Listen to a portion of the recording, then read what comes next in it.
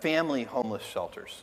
And that will be, you said you would give an initial $2 billion. Yeah. You expect to add to that? Yeah, it's day one. Everything I've ever done has started small. Amazon started with a couple of people, and Blue Origin started with 5 people, and the budget at Blue Origin was very, very small. Now the budget at Blue Origin approaches $1 billion a year, and next year it'll be more than $1 billion. So in Amazon, it literally was 10 people. Today it's 500,000 people, but it's hard to remember for you guys, but for me it's like yesterday. I was driving the packages to the post office myself, and hoping one day we could afford a forklift. And so for me, I've seen small things get big, and it's part of this day one mentality.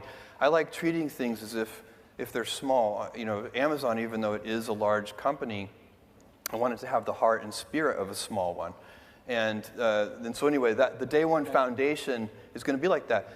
We'll wander a little bit too. So we have some very specific ideas of what we want to do, but I believe in the power of wandering. All of my best decisions in business and in life have been made with heart, intuition, guts, not analysis. When you can make a decision with analysis, you should do so. But it turns out in life that your most important decisions are always made with instinct, intuition, taste, heart. And that's what we'll do with this day one foundation too. It's part of that day one mentality. As we go about, building out this network of nonprofit schools, we'll learn new things and we'll figure out how to make it better. So one of the decisions that you are doing and the customer is going to be the child. This is so important because that is the secret sauce of Amazon, where there are several principles at Amazon, but the number one thing that has made us successful by far is obsessive, compulsive focus on the customer as opposed to obsession over the competitor. And I talk so often to other CEOs and some other CEOs and also founders and entrepreneurs. And I can tell that even though they're talking about customers, they're really focusing on competitors.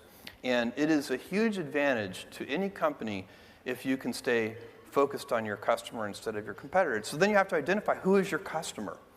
So at the Washington Post, for example, is the customer the people who buy advertisements from us? No, the customer is the reader. Full stop. The customer is the reader.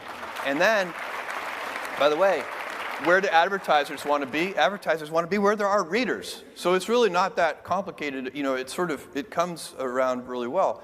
And in the school, who are the customers? Is it the parents? Is it the teachers? No. It is the child. And that's what we're going to do. We're going to be obsessively, compulsively focused on the child. We're going to be scientific when we can be. And we're going to use heart and intuition when we need to. When you use your intuition and make decisions, where is the intuition leading you now on your second headquarters? All